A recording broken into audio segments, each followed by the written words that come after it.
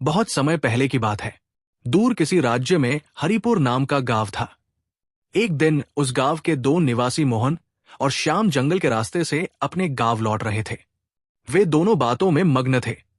चलते हुए मोहन अचानक बोला, चल चल, जल्दी जल्दी चल श्याम, वो तालाब रास्ते में ही पड़ने वाला है।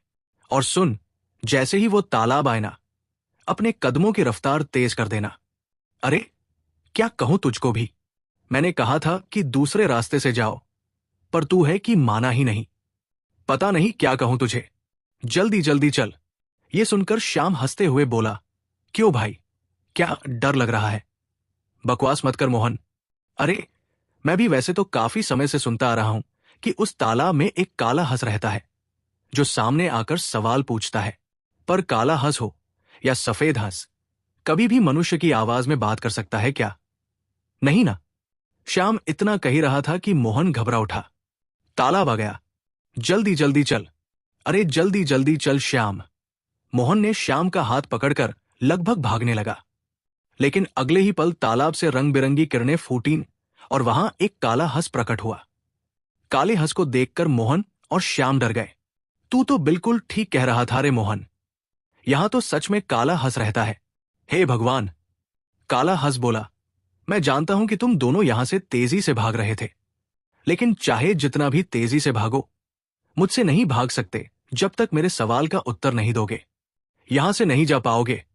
मोहन ने विनती करते हुए कहा, देखो, हमें जाने दो काला हंस। हमने सुना है कि जिस किसी से भी तुम सवाल पूछते हो, वो अगर उत्तर नहीं दे पाया तो हमेशा हमेशा के लिए गायब हो जाता है। देखो, हमें जाने दो। हंस बोला, बगैर उत्तर दिए तुम दोनों तो यहां से नहीं जा सकते। चलो, अब मेरा सवाल सुनो। सच क्या है, जिसे देखना आसान हो या जिसे देखना मुश्किल हो? मोहन गहरी सोच में डूब गया। वही जिसे देखना आसान हो। सत्य को प्रमाण की क्या आवश्यकता, जो दिखे वही सत्य है। श्याम ने भी उसका साथ दिया। हम मोहन, बिल्कुल सही कह रहा है, जिसे देखना आसान हो। इस पर हंस ने कहा, तुमने गलत उत्तर दिया है। इतना कहते ही काले हंस की आंखों से रंग बिरंगी किरणें निकली, जो मोहन और श्याम पर पड़ी, और दोनों तालाब में गिरकर रंग बिरंगी रोशनी के साथ गायब हो गए। अगले ही क्षण काला हंस भी गायब हो गया। अगले दिन मोहन और श्याम के गायब होने की खबर पूरे गांव में फैल गई। गांव की चौपाल पर चर्चा होने लगी। गांव के सरपंच ने कहा, ओ गांव वालों, मोहन और श्याम ने जो गलती की वो तुम मत करना। अब से कभी भी जंगल में उस तालाब वाले रास्ते से मत जाना। वो काला हंस तुमसे भी सवाल पूछेगा, और अगर गलत उत्तर दोगे तो तुम गायब हो जाओगे। इस पर एक आदमी ने सहमति जताते हुए कहा, हाँ, सही कह रहे हैं सरपंच जी। और हमें तो ये भी नहीं पता कि गांव वाले आखिरकार ये रहस्यमयी तरीके से गायब क्यों हो जाते हैं। ये तो अच्छा है कि गांव के रामू चाचा ने कुछ दिन पहले राकेश को गायब होते देखा था। उन्होंने देखा था कि काला हंस राकेश से सवाल कर रहा था और वो जवाब नहीं दे पाया और बस तालाब में गिरकर गायब हो गया। बस उसी दिन से लोग गायब होने लगे। ये सुनकर सबके चेहरों पर डर फैल गया। तभी हरिपुर गांव के बड़े व्यापारी हीरालाल का पुत्र अभय वहां आ पहुंचा और सबका मजाक उड़ाने लगा। सही बताओ, तुम सब लोग ना एक नंबर के डरपोक हो। देखो, सीधी बात है, मैं तो उसी तालाब वाले रास्ते से जंगल जाऊंगा। अगर वो काला हंस मेरे सामने आ गया तो अपनी तलवार से उसके दो टुकड़े कर दूंगा। बड़ा आया, सवाल पूछना ही भूल जाएगा मेरे सामने। इतना कहकर अभय चला गया। तब गांव के सरपंच ने कहा, बड़ा आया यहां खड़े होकर बड़ी बड़ी बातें करेगा और अंदर जाकर अपने पिता की हवेली में मुंह छिपा लेगा। ये तो जंगल जाता ही नहीं है, बस गांव वालों का मजाक उड़ाने चला आता है। बेवकूफ। इस पर एक दूसरे आदमी ने कहा, बिल्कुल सही कह रहे हैं सरपंच जी, ऐसे लोगों को बस गांव वालों को तंग करना आता है। थोड़ी देर बाद सभा खत्म हुई और सभी लोग अपने अपने घर चल दिए। उसी गांव में वसुंधरा नाम की एक सुंदर लड़की थी, जो अपने बूढ़े पिता के साथ रहती थी। पिता बहुत बूढ़े थे, इसलिए वसुंधरा ही जंगल से लकड़ियां काटकर बेचती और घर चलाती। वसुंधरा लकड़ियां लेकर लौट रही थी कि तभी अभय रास्ते में आ गया और बोला, ओ वसुंधरा, जरा इधर भी तो गौर फरमाओ। अरे भाई, कब तक अपने इन सुंदर सुंदर हाथों से ये बड़ी बड़ी भारी भारी कुल्हाड़ी चलाकर अपने हाथों की सुंदरता खराब करती रहोगी। अभी भी समय है, मेरी बात मान लो, मैं तुम्हें रानी बनाकर रखूंगा। शादी कर लो मुझसे। अब देखो ना, मैं तुमसे कितना प्रेम करता हूं। अब मान जाओ ना वसुंधरा। वसुंधरा ने गुस्से से कहा, तुझसे कितनी बार कहा है अभय, मेरा रास्ता मत रोका कर। मेरे मन में तेरे लिए कोई प्रेम नहीं। आइंदा कभी बीच रास्ते में मुझे रोकने की कोशिश मत करना। ये सुनकर अभय क्रोधित हो उठा। ए वसुंधरा, मैं इस गांव के सबसे धनी व्यक्ति हीरालाल का पुत्र हूं। गांव की लड़कियां मुझ पर मरती हैं समझी। वसुंधरा बोली, तो जो लड़कियां तुझ पर मरती है उनसे ही विवाह कर ले। मुझे तेरे अंदर कुछ भी खास नहीं दिखता। मुझे बस इतना पता है कि तेरा पिता धनी है, पर तू निठल्ला निकम्मा आवारा, सिर्फ अपने पिता की कमाई पर ऐश करता है। अभय गुस्से से तिलमिला उठा और वसुंधरा वहां से चली गई। वसुंधरा गांव पहुंची और अपनी लकड़ियां बाजार में बेच दी। फिर थकी हुई घर की ओर चली गई। लकड़ियां बेच वसुंधरा घर लौट आई और सारा धन अपने बूढ़े पिता के हाथ में रख दिया। उसके पिता ने पूछा, अरे क्या हुआ वसुंधरा, तेरा चेहरा उतरा हुआ क्यों है? क्या बात है? वसुंधरा की आंखों में आंसू भर आए। उसने सारी घटना बताई। जब देखो हीरालाल का पुत्र मेरा रास्ता रोक लेता है। ये सुनकर वीरेंद्र की आंखों में उदासी छा गई। मैं जानता हूं वो मेरी लाचारी का फायदा उठा रहा है। मैं कितना अभागा पिता हूं। मुझे तेरे हाथ पीले करने की तैयारी करनी चाहिए थी, लेकिन मैं तो उल्टा तुझ पर बोझ बनकर बैठ गया हूं। क्या करूं? बीमार हूं, बुजुर्ग हूं, मेरा हाथ काम नहीं करते। ये सुनकर वसुंधरा के आंसू बह निकले। ऐसे मत कहिए पिताजी कि आप मुझ पर बोझ है। बचपन से मैंने मां को नहीं देखा, हमेशा आपको देखा। आपने मुझे मां और पिता दोनों का प्यार दिया है। आप मुझ पर बोझ नहीं है। रहा सवाल अभय का, उसे मैं देख लूंगी। इतना कहकर वसुंधरा ने चूल्हा जलाया और गरम गरम रोटियां बनाने लगी। कुछ देर बाद वीरेंद्र खाना खाकर सो गया। अगले दिन सुबह वीरेंद्र ने वसुंधरा से कहा, वसुंधरा, आजकल उस तालाब की चर्चा बहुत चल रही है। कहते हैं वहां एक काला हंस आतंक मचा रहा है। वो लोगों से प्रश्न पूछता है और जो भी उत्तर नहीं दे पाता वो गायब हो जाता है। मुझे लगता है कि वो जरूर कोई राक्षस होगा। इस पर वसुंधरा बोली, हाँ पिताजी, गांव में बहुत लोग गायब हो चुके हैं और कोई कुछ नहीं कर पा रहा। न जाने गांव वाले महाराज से मदद मांगने क्यों नहीं जाते। वीरेंद्र ने कहा, अब मदद तो वो क्या ही मांगेंगे। हमारे राज्य का राजा तो आंखें मूंद कर बैठा है। उसे प्रजा की कोई चिंता ही नहीं है। मैं तो तुझे सिर्फ इसलिए कह रहा हूं बेटी कि तू जंगल में लकड़ियां काटने जाती है तो जरा ध्यान से जाना और उस रास्ते से मत जाना। आप निश्चिंत रहिए पिताजी, मैं तालाब के रास्ते से कभी नहीं जाती। इतना कहकर वसुंधरा मुस्कुराई और कुल्हाड़ी लेकर जंगल चली गई। वीरेंद्र घर के बाहर टहलने लगा। कुछ देर बाद वीरेंद्र बोला, आज थोड़ा जंगल में चहलकदमी करके आते हैं। वो जंगल में घूमने चला गया।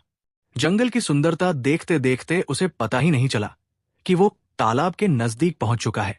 अगले ही पल रंग बिरंगी किरणों से वही काला हंस प्रकट हुआ और बोला, अब तुझे मेरे एक प्रश्न का उत्तर देना होगा। ये देखकर वीरेंद्र बोला, हे भगवान, ये क्या हुआ?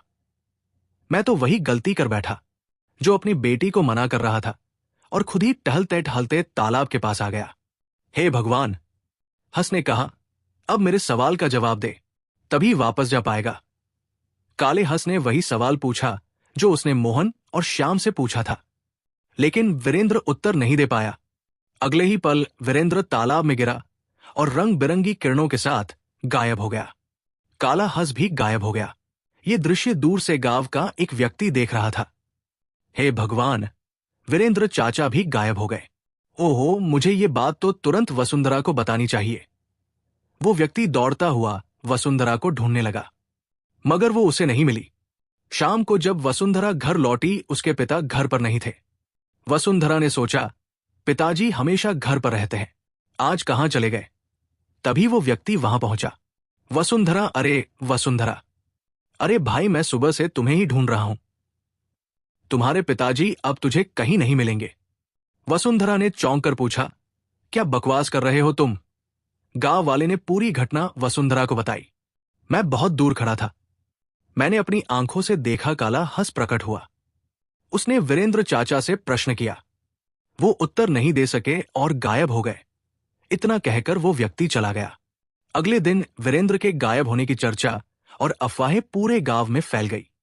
वसुंधरा अपने घर में फूट फूट कर रो रही थी। तभी हीरालाल का पुत्र अभय वहां आया। अरे वसुंधरा, चुप हो जा।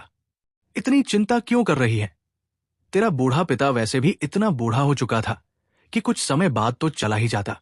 तू इतनी चिंता क्यों करती है? मैं तेरे साथ हूं ना। देख, तू अब अकेली है। मेरा प्रस्ताव अभी भी खुला है। मुझसे विवाह कर ले, रानी की तरह बनाकर रखूंगा। ये सुनकर वसुंधरा क्रोधित हो उठी। तुम्हें शर्म नहीं आती?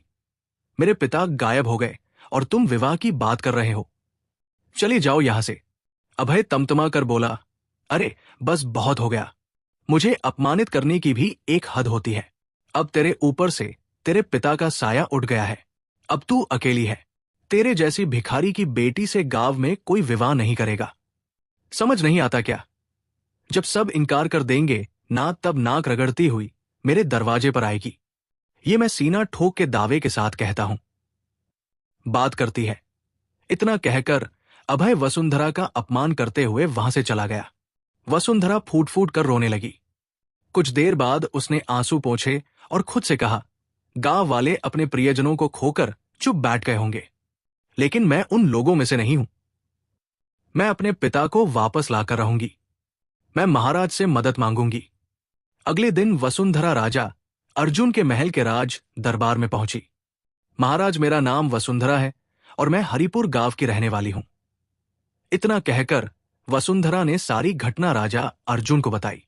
मेरे पिता के अलावा गांव में न जाने कितने लोग उस काले हंस का शिकार हो चुके हैं। आप कुछ कीजिए महाराज। राजा अर्जुन क्रोधित नजरों से वसुंधरा को घूरने लगा। दफा हो जाओ यहां से तुम लड़की। हम इस मामले में अपनी टांग नहीं अड़ाना चाहते। हम कुछ नहीं कर सकते। जाओ यहां से। वसुंधरा चौंक गई। महाराज जी, ये आप क्या कह रहे हैं? आप इस राज्य के राजा हैं। आप ही अगर कुछ नहीं करेंगे तो फिर कैसे चलेगा? कैसे चलेगा ये हमें नहीं पता, पर हम इस मामले में कुछ नहीं कर सकते। निकल जाओ यहां से। राजा अर्जुन ने वसुंधरा को अपमानित करके दरबार से निकाल दिया। वसुंधरा निराश होकर घर लौटी और फूट फूट कर रोने लगी। महाराज ने भी मदद करने से साफ इनकार कर दिया। अब मैं कहां जाऊं? वसुंधरा कुछ देर गहरी सोच में डूब गई। अचानक उठ खड़ी हुई और बोली, कोई मेरा साथ नहीं देगा तो कोई बात नहीं। मैं स्वयं अपने पिता को ढूंढूंगी। अब मैं उस काले हंस के पास खुद जाऊंगी। देखती हूं ऐसा कौन सा प्रश्न पूछता है जिसका उत्तर कोई नहीं दे पाता।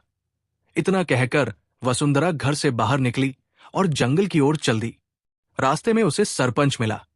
अरे वसुंधरा, बेटी कहां जा रही हो? वसुंधरा ने जवाब दिया, तालाब के किनारे जा रही हूं। मैं देखना चाहती हूं कि वो काला हंस कौन सा सवाल पूछता है। सरपंच बोला, पागल हो गई हो क्या बेटी? अरे तू वहां से कभी वापस नहीं आएगी। वसुंधरा ने कहा, वापस ना पाई तो कोई बात नहीं। जब मेरे पिता ही नहीं है तो मैं इस संसार में रहकर क्या करूंगी? या तो पिता को वापस लाऊंगी या फिर कभी नहीं लौटूंगी। सरपंच ने बहुत समझाया पर वसुंधरा नहीं मानी। कुछ देर बाद वो तालाब की ओर बढ़ गई। वसुंधरा तालाब के पास पहुंची और जोर से बोली, कहां है तू काले हंस? मेरे सामने आ। मैं भी जानना चाहती हूं तेरा वो कौन सा प्रश्न है जिसका उत्तर कोई नहीं दे पाता और तू उसे गायब कर देता है। अगले ही पल रंग बिरंगी किरणें चमकी और काला हंस प्रकट हुआ। तू बड़ी बहादुर लड़की है।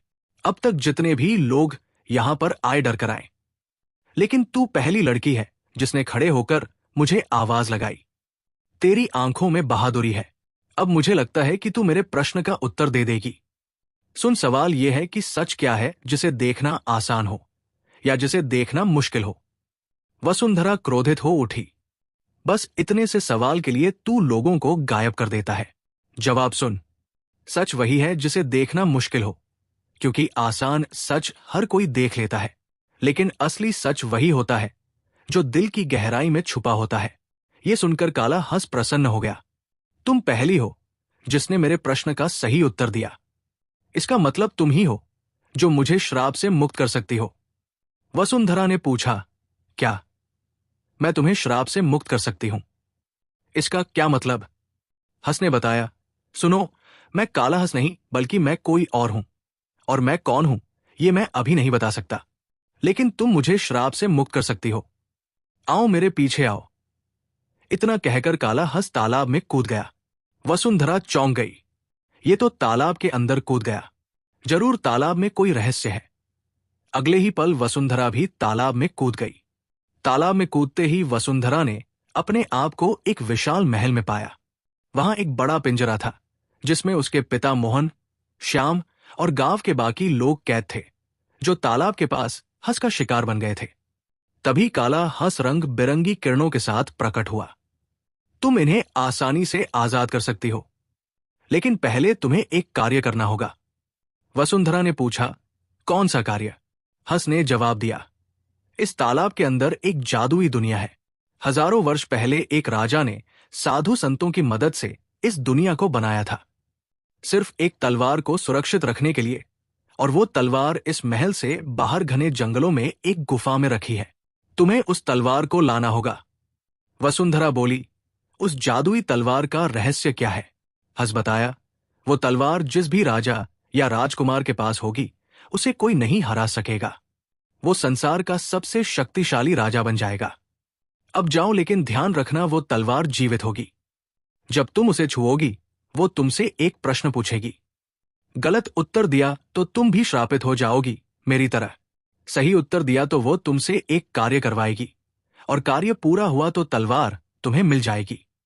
फिर उसे यहां लेकर आना, और अगली बात मैं यही बताऊंगा। वसुंधरा गहरी सोच में डूब गई। इन लोगों को आजाद करने के लिए मैं कुछ भी कर सकती हूं। इतना कहकर वसुंधरा महल से बाहर निकली और तलवार वाली गुफा को ढूंढने लगी। घना जंगल पार करती हुई वो आगे बढ़ती रही। बहुत देर बाद वसुंधरा की नजर एक विशाल गुफा पर पड़ी। लगता है ये वही गुफा है जिसके बारे में काले हंस ने बताया था। इतना कहकर वसुंधरा गुफा के अंदर प्रवेश कर गई। गुफा के अंदर एक तलवार रखी हुई थी। जैसे ही वसुंधरा ने उसे स्पर्श करने का प्रयास किया, तलवार से आवाज आई, मैं एक मायावी तलवार हूं। मुझे स्पर्श करने से पहले तुम्हें मेरे एक प्रश्न का उत्तर देना होगा, परंतु याद रखना, गलत उत्तर तुम्हें श्रापित कर देगा। शक्ति किसे मिलनी चाहिए? जिसे उसकी लालसा हो या जिसे इसकी जरूरत हो। वसुंधरा ने जवाब दिया, शक्ति उसी को मिलनी चाहिए जिसे इसकी लालसा नहीं लेकिन जरूरत हो। कुछ देर के लिए सन्नाटा छा गया। तुमने बिल्कुल सही उत्तर दिया, लेकिन मुझे प्राप्त करने से पहले तुम्हें एक कार्य और करना होगा। तुम मुझे इस तरह से स्पर्श नहीं कर सकती। वसुंधरा ने पूछा, तो फिर बताओ मुझे क्या करना होगा? तलवार से कहा, इस जंगल में एक सुनहरा वृक्ष है। हजारों वर्ष पहले साधु संतों ने उसी सुनहरे वृक्ष के नीचे यज्ञ करके मुझे प्राप्त किया था। तुम्हें उस सुनहरे वृक्ष से अनुमति लेनी होगी, तभी तुम मुझे छू सकती हो। वसुंधरा गुफा से बाहर आई और घने जंगल की गहराइयों में सुनहरे वृक्ष को तलाशने लगी। कुछ देर बाद उसे एक सुनहरा वृक्ष दिखाई दिया। वसुंधरा सुनहरे वृक्ष के पास पहुंची ही थी कि तभी वृक्ष ने पूछा, कौन हो तुम? वसुंधरा ने पूरी घटना सुनहरे वृक्ष को बताई। सुनहरे वृक्ष से एक सुनहरा रंग का पत्ता नीचे गिरा। इस पत्ते को स्पर्श करो। अगर तुम्हें कुछ नहीं हुआ तो तुम तलवार प्राप्त कर सकती हो, लेकिन याद रखना, तलवार को छूने के बाद तुम्हारे अलावा केवल तुम्हारा पति ही उसे छू सकेगा। संसार का कोई भी अन्य व्यक्ति उसे छुएगा तो वो जलकर राख हो जाएगा। ये दिव्य पत्ता तुम्हारी जांच करेगा कि तुम्हारा मन शुद्ध है या नहीं, और तुम्हारा भविष्य भी देखकर बताएगा कि तुम तलवार पाने के योग्य हो या नहीं। वसुंधरा चौंक गई। कुछ देर सन्नाटा रहा। फिर उसने हिम्मत की और सुनहरे पत्ते को स्पर्श किया, लेकिन उसे कुछ नहीं हुआ। इस पर वृक्ष ने कहा, तुम्हारा मन शुद्ध है और इस पत्ते ने तुम्हारा भविष्य देख लिया। तुम्हारा विवाह एक राजकुमार से होगा, और वो राजकुमार भी तुम्हारी तरह शुद्ध मन का होगा। अब तुम तलवार को हाथ लगा सकती हो। वसुंधरा शांति से गुफा की ओर दौड़ी और तलवार पकड़ ली, और तुरंत तलवार लेकर महल पहुंच गई। वसुंधरा के हाथ में जादुई तलवार देखकर काला हंस चौंक गया। वाह, तुमने तो वास्तव में तलवार प्राप्त कर ली। तुम कोई साधारण स्त्री नहीं। अब तुम्हें एक और महत्वपूर्ण कार्य करना है। वसुंधरा ने पूछा, कौन सा कार्य? हंस ने जवाब दिया, इस तलवार से मेरे शरीर पर वार कर दो और मेरी हत्या कर दो। वसुंधरा चौंक गई। ये तुम क्या कह रहे हो? तलवार बोला, ये सही कह रहा है, इस पर वार करो, तभी ये श्राप से मुक्त होगा। इसके बाद इसका मन भी तुम्हारी तरह हो जाएगा, इसमें भी प्रेम और दया की भावना जाग जाएगी। वसुंधरा ने तुरंत तलवार उठाई और काले हंस पर वार कर दिया। काले हंस ने कुछ देर में दम तोड़ दिया, मगर अगले ही पल काला हंस रंग बिरंगी किरणों से एक सुंदर राजकुमार में बदल गया। वसुंधरा चौंक गई। राजकुमार ने कहा, हाँ वसुंधरा, मैं एक राजकुमार हूं। वसुंधरा ने पूछा, लेकिन तुम श्रापित कैसे हुए? राजकुमार की आंखों में क्रोध झलकने लगा। ये सब मेरे मंत्री की वजह से हुआ। जो इस समय राज्य का राजा बनकर बैठा है वो मेरा ही मंत्री है। उसने चतुराई से मुझे श्रापित करवाया और मेरे राज्य पर कब्जा कर लिया उसने। वसुंधरा बोली, अब मैं समझ गई राजा ने मेरी मदद क्यों नहीं की। इसका मतलब वो तुम्हारे बारे में जानता था। राजकुमार ने कहा, हाँ वो जानता है। ये बात कुछ समय पहले की है। राजकुमार वीर सिंह अपने महल के बगीचे में टहल रहा था। तभी उसका मंत्री अर्जुन वहां पहुंचा। राजकुमार वीर सिंह, देखिए, मुझे एक बात पता लगी है। हमारे हरिपुर गांव के निकट एक तालाब है जिसके अंदर एक मायावी संसार है। राजकुमार वीर सिंह चौंक गया। राजकुमार के मन में लालच जाग उठा। ओ, अगर ऐसा है तो चलो मेरे साथ। कुछ देर बाद मंत्री अर्जुन और राजकुमार वीर सिंह तालाब के किनारे खड़े थे। राजकुमार वीर सिंह तुरंत तालाब के अंदर कूदा। कूदते ही उसने अपने आप को एक महल में पाया। महल को देखकर राजकुमार वीर सिंह चौंक गया। इसका मतलब मंत्री सही कह रहा था, तो वो गुफा भी यही कही होगी। इतना कहकर राजकुमार वीर सिंह महल से बाहर निकला और गुफा को तलाशने लगा। कुछ देर बाद वो गुफा के पास पहुंचा। गुफा के अंदर जाकर उसने तलवार को देखा। जैसे ही उसने तलवार को हाथ लगाया, तलवार बोला, मुझे स्पर्श करने से पहले तुम्हें मेरे एक प्रश्न का उत्तर देना होगा। राजकुमार ने कहा, हाँ ठीक है, पूछो अपना प्रश्न। तलवार ने अपना प्रश्न पूछा, लेकिन राजकुमार वीर सिंह, जिसके मन में लालच था, उसने गलत उत्तर दिया। तुमने गलत उत्तर दिया, अब से तुम श्रापित हो गए। इतना कहते ही राजकुमार वीर सिंह एक काले हंस में परिवर्तित हो गया।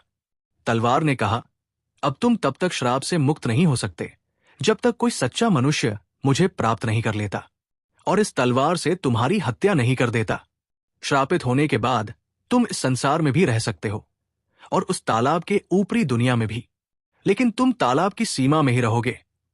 ये सुनकर काला हंस बने वीर सिंह की आंखों में आंसू आ गए। वो चुपचाप गुफा से बाहर आया और महल में लौट आया। अगले ही पल रंग बिरंगी किरणों से वो तालाब के बाहर प्रकट हुआ, जहां राजा अर्जुन खड़ा था। राजकुमार बोला, मैं उसके प्रश्न का उत्तर नहीं दे पाया और मैं श्रापित हो गया। अर्जुन ने कहा, मैं जानता था कि तू श्रापित हो जाएगा राजकुमार। ओहो, ये तो तेरे साथ बहुत अच्छा हुआ। अब तू हमेशा इस काले हंस के रूप में भटकते रहेगा और मैं बन जाऊंगा इस राज्य का राजा। इतना कहकर मंत्री अर्जुन हंसता हुआ वहां से चला गया। इस तरह राजकुमार ने वसुंधरा को सब कुछ बता दिया। वसुंधरा बोली, तुम्हारे साथ धोखा हुआ था, लेकिन तुम ये तलवार नहीं ले सकते। जब सुनहरे वृक्ष ने मेरी जांच की थी तब उसने कहा था कि इस तलवार को मेरे अलावा केवल मेरा पति ही हाथ लगा सकता है। ये सुनते ही राजकुमार वीर सिंह ने तुरंत वसुंधरा की मांग भर दी और बोला, क्यों, लो अब से तुम मेरी पत्नी हो। राजकुमार वीर सिंह ने हाथ आगे बढ़ाया। वसुंधरा ने तलवार उसके हाथों में दी। उसे कुछ नहीं हुआ। तलवार ने कहा, मैंने तुझे चुन लिया, अब से ये तलवार केवल तुम दोनों के पास रहेगी। राजकुमार वीर सिंह ने पिंजरे खोल दिए और सभी लोगों को आजाद कर दिया। चलो, लेकिन अब हम बाहर कैसे जाएं? तलवार ने कहा, अपनी आंख बंद करो और सोचो कि तुम सब तालाब के बाहर खड़े हो। तुम स्वयं को तालाब के बाहर पाओगे। सबने ऐसा ही किया। अगले ही पल राजकुमार वीर सिंह, वसुंधरा, मोहन, श्याम और वीरेंद्र तालाब के बाहर प्रकट हो गए। सभी अपने अपने घर चले गए। वसुंधरा ने अपने पिता को देखा। पिताजी, आप आजाद हो गए। अरे बेटी, अब तुम राजकुमारी बन गई हो। जाओ, बेटी राजकुमार के साथ जाओ। इतना कहकर वीरेंद्र भी अपने गांव चला गया। वसुंधरा और उसका पति राजकुमार वीर सिंह राज दरबार पहुंचे। राजा अर्जुन ने वीर सिंह को देखकर चौंक कर कहा, अरे तुम श्राप से मुक्त कैसे हुए? राजकुमार वीर सिंह ने सारी घटना सुनाई। उसने जैसे ही तलवार राजा अर्जुन के आगे बढ़ाई, अगले ही पल तलवार से निकली बिजली ने राजा अर्जुन को जलाकर राख कर दिया। महल में जय जयकार गूंज उठी। राजकुमार वीर सिंह ने अपना राज्य वापस ले लिया और अपनी पत्नी के साथ खुशी खुशी रहने लगा। कुछ दिनों बाद राजकुमार वीर सिंह कुछ सैनिकों और अपनी पत्नी वसुंधरा के साथ हरिपुर गांव पहुंचा। अब वसुंधरा राजकुमारी बन चुकी थी। वसुंधरा ने कहा, सैनिकों, इस गांव के सबसे मक्कार व्यक्ति अभय को पकड़ कर लाओ। कुछ देर में अभय पकड़ा हुआ लाया गया। वो डरते हुए वसुंधरा को देखने लगा। वसुंधरा ने कहा, घबराओ मत, मैं तुम्हें नुकसान नहीं पहुंचाऊंगी। बस ये दिखाना चाहती हूं कि तुमने कहा था कि कोई मुझसे विवाह नहीं करेगा, लेकिन आज मेरा विवाह राजकुमार से हुआ है। अब मैं राजकुमारी हूं और तुम वैसे के वैसे ही हो। दफा हो जाओ यहां से। आइंदा किसी लड़की को तंग किया तो तुम्हारी गर्दन धड़ से अलग करवा दूंगी। अभय कांपता हुआ वहां से भाग गया। वसुंधरा अपने पिता को साथ लेकर अपने महल लौटी और सुखी जीवन जीने लगी। सारा राज्य खुशहाल हो गया। राजकुमार वीर सिंह और राजकुमारी वसुंधरा ने पूरे राज्य में शांति और न्याय फैला दिया। अब राजकुमार और उसका परिवार खुशी से रहने लगा। दोस्तों, आपको हमारी ये कहानी कैसी लगी, ये हमें कमेंट करके जरूर बताएं और वीडियो को लास्ट तक देखने के लिए आपका धन्यवाद। ऐसी ही कहानियों को देखने के लिए आप हमारे इस चैनल को सब्सक्राइब करें।